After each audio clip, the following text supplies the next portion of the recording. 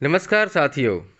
पद्म पुरस्कार की श्रृंखला में आज हम दूसरे नंबर के पुरस्कार को देखेंगे, जिसमें है पद्म भूषण पुरस्कार 2024। ये कुल 2024 में 17 व्यक्तियों को प्रदान किया गया है और चलिए एक एक करके उनके बारे में जानते हैं और किनको दिया गया है, उनकी क्या उपलब्धि थी जिसके आधार पर उन्हें ये प्रदान किया गया। इन सारी बातों को हम देखेंगे। तो वीडियो काफ़ी इन्फॉर्मेटिव है, ट्यूटोरियल की तरह से ये क्लासेस हैं, प्रश्नोत्तरी के रूप में भी है और ट्यूटोरियल भी है। तो आपको आगामी प्रतियोगिता परीक्षा में उनसे संबंधित जो भी प्रश्न आएंगे वो आप फटाफट आसानी से सॉल्व कर लेंगे। और अगर आप पीडीएफ प्राप्त करना चाहते हैं तो हमारे व्हाट्सएप एवं टेलीग्राम चैनल को ज्वाइन करें, लिंक डिस्क्रिप्शन में मौजूद है। वीडियो को अंत तक जरूर देखिएगा क्योंकि काफ़ी महत्वपूर्ण वीडियो है। पहला स्टार्ट करते हैं। होमोर्सुजी एन कामा कुंदन व्यास को इस वर्ष साहित्य और शिक्षा के क्षेत्र में पद्म भूषण से सम्मानित किया गया है। होमुर्सुजी एन कामा कुंदन व्यास को इस वर्ष साहित्य और शिक्षा के क्षेत्र में पद्म भूषण से सम्मानित किया गया है, जो भारत के सर्वोच्च नागरिक पुरस्कारों में से एक है। होमुर्सुजी नुसरवानी कामा मुंबई समाचार के प्रबंध निदेशक हैं और Bombay associated newspapers private limited के निदेशक भी हैं। एक अनुभवी पत्रकार, कामा ने वर्ष 2018-19 के लिए audit bureau of circulation ABC के अध्यक्ष के रूप में कार्य किया। इससे पहले वह 2 कार्यकाल के लिए इंडियन न्यूज़पेपर सोसाइटी आईएनएस के अध्यक्ष और साथ ही Press Trust of India PTI और Media Research Users Council MRUC के अध्यक्ष थे। कामा परिवार लंबे समय से मीडिया व्यवसाय से जुड़ा था। वे 1933 से मुंबई समाचार के प्रशासक हैं। तो देखिए, ये जो आपको जानकारी दी गई है काफी महत्वपूर्ण है। जनरली लोग ये याद रख लेते हैं कि इस वर्ष साहित्य के क्षेत्र में किन्हें मिला, लेकिन अगर इनसे ही आपको बीच में से प्रश्न पूछ दिया जाए कि 1933 से मुंबई समाचार के प्रशासक कौन है, तो ये भी एक प्रश्न बनता है और आप आसानी से इसका जवाब दे सकते हैं कि होमुर्सुजी एन कामा। फिर आपसे पूछा जा सकता है, कई तरह के प्रश्न है कि होमुर्सुजी कामा ने वर्ष 18-19 के लिए ऑडिट ब्यूरो सर्कुलेशन के अध्यक्ष कौन थे। तो काफी महत्वपूर्ण चीज है, तो इसे वीडियो को अंत तक देखिए। काफी इंफॉर्मेटिव वीडियो है जो आपको कई तरीके से कॉम्पिटिटिव एग्जाम जैसे बिहार पुलिस, यूपी पुलिस दरोगा भर्ती, UP police constable, SSC GD, SSC CGL, SSC CHSL इत्यादि में आपको मदद पहुंचा सकते हैं। तो मिस न करिए। अगला है, इस साल मिथुन चक्रवर्ती को पद्म भूषण से सम्मानित किया गया है। मिथुन चक्रवर्ती का जन्म जो है, नाम गौरांग चक्रवर्ती, 16 जून 1950, एक भारतीय अभिनेता है, निर्माता और राजनीतिक हैं। उन्होंने मुख्य रूप से हिंदी और बंगाली भाषा की फिल्मों में काम किया। वह पूर्व राज्यसभा सांसद हैं। उन्हें सर्वश्रेष्ठ अभिनेता के लिए 3 राष्ट्रीय फिल्म पुरस्कार भी प्राप्त हुए हैं। जनवरी 2024 में चक्रवर्ती को भारत सरकार द्वारा तीसरे सबसे बड़े नागरिक सम्मान पद्म भूषण से सम्मानित किया गया है। फिर अगला है, जिंदल एल्युमिनियम के सीताराम जिंदल को मिला पद्म भूषण। सीताराम जिंदल का जन्म 1932 हरियाणा में हुआ था। परोपकार एवं स्वास्थ्य सेवा के क्षेत्र में एक जाना माना नाम है। वर्ष 2024 में भारत सरकार ने उन्हें प्रतिष्ठित पद्म भूषण से सम्मानित किया है। यह सम्मान उन्हें अभूतपूर्व परोपकारी कार्य के लिए दिया गया है, खास करके प्राकृतिक चिकित्सा नेचर केयर के क्षेत्र में दवा रहित चिकित्सा में डॉक्टर सीताराम जिंदल का योगदान और जिंदल नेचर केयर इंस्टीट्यूट जेएनआई की स्थापना ने उन्हें यह प्रतिष्ठित सम्मान दिलाया है। तो एक प्रश्न तो है कि चिकित्सा के क्षेत्र में किन्हें मिला है, दूसरा कि जिंदल नेचर केयर इंस्टीट्यूट जेएनआई के संस्थापक कौन है, यह भी प्रश्न से निकल सकता है, या फिर नेचर केयर के क्षेत्र में प्रतिष्ठित पद्म भूषण पुरस्कार किसे मिला है। तो वीडियो काफी इंफॉर्मेटिव है साथियों। अगला है, फॉक्सकॉन के सीईओ यंग लियू को किस वजह से पद्म भूषण से सम्मानित किया गया। यह सम्मान पाने वाले पहले विदेशी बने हैं। मतलब फॉक्सकॉन के सीईओ यंग लियू जो हैं वो पहले विदेशी व्यक्ति हैं जिन्हें पद्म भूषण सम्मान प्रदान किया गया है। ताइवान की टेक्नोलॉजी कंपनी फॉक्सकॉन के chief executive officer young Liu एक जाने माने उद्यमी हैं। यंग लियू को तकनीकी क्षेत्र में 40 साल से ज्यादा का अनुभव है। यंग लियू को भारत सरकार ने पद्म भूषण अवार्ड से सम्मानित किया है। वह पहले विदेशी हैं जिन्हें सरकार ने तीसरा सबसे बड़ा सिविलियन अवार्ड दिया है। फॉक्सकॉन करीब 70% आईफोन को असेंबल करता है। भारत में तेजी से इस कंपनी का विस्तार हो रहा है। यंग लियू इस कंपनी के मुखिया हैं।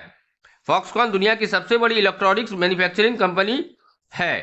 तो आपको इसमें से प्रश्न आ सकता है कि दुनिया की सबसे बड़ी इलेक्ट्रॉनिक कंपनी के मुखिया का नाम क्या है? बहुत आसान है, यंग लियू। फिर इसी तरीके से पूछा जा सकता है कि ऐसे उस व्यक्ति का नाम बताइए जो दुनिया की सबसे बड़ी इलेक्ट्रॉनिक्स कंपनी के मुखिया हैं और उन्हें 2024 में पद्म भूषण सम्मान से सम्मानित किया गया। अगले हैं अश्वनी बालचंद मेहता, और ये रहने वाले कहाँ के? तो महाराष्ट्र को 2024 में पद्म भूषण सम्मान से सम्मानित किया गया है। अश्वनी बालचंद मेहता एक भारतीय हृदय रोग विशेषज्ञ हैं और भारत में इंटरनेशनल कार्डियोलॉजी के अग्रदूतों में से एक है। वह जसलोक अस्पताल मुंबई में कार्डियोलॉजी विभाग के निदेशक हैं और एक सलाहकार के रूप में ब्रीच कैंडी अस्पताल में भी कार्य करते हैं। बताया जाता है कि उन्होंने 1973 में भारत में नवजात शिशुओं में पहला कार्डियक कैथीटेराइजेशन और एंजियोग्राफी किया था। मतलब वो पहले व्यक्ति थे भारत में जिन्होंने 1973 में नवजात न्यूनेटल बेबी में कैथीराइजेशन और एंजियोग्राफी किया था। उसी वर्ष जब उन्होंने देश में बंडल इलेक्ट्रोग्राफी की शुरुआत की थी, उन्हें 35,000 से अधिक एंजियोप्लास्टी और 75,000 से अधिक एंजियोग्राफी के प्रदर्शन या पर्यवेक्षण का श्रेय भी दिया जाता है। तो काफी महत्वपूर्ण व्यक्ति हैं और उनके संबंधित जानकारी भी महत्वपूर्ण है। अगले हैं बंगाल के जोलू बाबू, मरणोपरांत पद्म भूषण से सम्मानित। तो आइए जानते हैं कि कौन थे सत्यव्रत मुखर्जी। पूर्व केंद्रीय मंत्री और पश्चिम बंगाल में बीजेपी के पूर्व अध्यक्ष सत्यव्रत मुखर्जी को मरणोपरांत पद्म भूषण से सम्मानित किया गया है। एक समय देश राजनीति में सत्यव्रत मुखर्जी जाना माना नाम थे। खासकर पश्चिम बंगाल में भारतीय जनता पार्टी के प्रमुख के चेहरे के रूप में उनकी गिनती होती थी। मार्च 2023 के मार्च महीने में 90 साल की उम्र में सत्यव्रत मुखर्जी का कोलकाता में निधन हो गया था। आशा है दोस्तों वीडियो में दी गई जानकारी आपको पसंद आ रही होगी। तो वीडियो को लाइक, चैनल को सब्सक्राइब और अधिक से अधिक शेयर अवश्य करें और वीडियो को अंत तक जरूर देखें। राम नाईक को मिला पद्म भूषण सम्मान। उत्तर प्रदेश के पूर्व राज्यपाल राम नाईक भारतीय राजनीति के बेबाक नेताओं में से एक थे। नाईक को पद्म भूषण के सम्मान से नवाजा गया। अपने लंबे राजनीतिक सामाजिक जीवन में उन्होंने लोगों की समस्याओं को प्राथमिकता दी। अपनी कार्यशैली की वजह से राम नाईक सक्रिय राजनीति से दूर होने के बावजूद लोगों के मानस में बने रहे।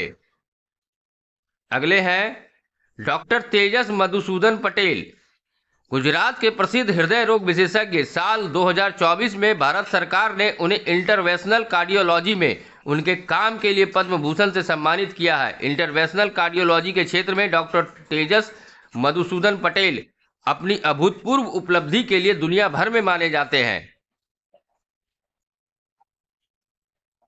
ओलांचेरी राजगोपाल, केरल को 2024 में पद्म भूषण सम्मान से सम्मानित किया गया। अगर कोई चीज 95 वर्षीय ओलांचेरी राजगोपालचारी, जिन्हें ओ राजगोपाल या राजेट्टन के नाम से जाना जाता है, को केरल के बाकी भाजपा आरएसएस नेताओं से अलग करती है, तो वह राजनीतिक प्रतिद्वंदियों की प्रतिभा की सराहना करने की उनकी अद्वितीय क्षमता है। अगले हैं अनुभवी मराठी फिल्म निर्देशक दत्तात्रेय अंबादास माइलू को कला के क्षेत्र में कला की श्रेणी में वर्ष 2024 में भारत सरकार ने पद्म भूषण से सम्मानित किया है। अगले हैं सरकार ने दलाई लामा के सहयोगी तोगदान रनपोछे को पद्म भूषण सम्मान से सम्मानित किया है। तोगदान रिनपोछे लद्दाख में डिंकुन कांग्यू परंपरा के आध्यात्मिक नेता थे। उनका जन्म 1939 में दुर्बुक में कोचोंग क्यूस्ट्रिम और केलसांग डोलमा के एक गरीब परिवार में हुआ था, जो लेह में 110 किलोमीटर पूर्व में चांगथांग में स्थित एक छोटा सा गांव है। और महत्वपूर्ण ये है कि ये दलाई लामा के सहयोगी भी रहे हैं। अगले हैं प्यारेलाल शर्मा, महाराष्ट्र को इस वर्ष पद्म भूषण सम्मान से सम्मानित किया गया है।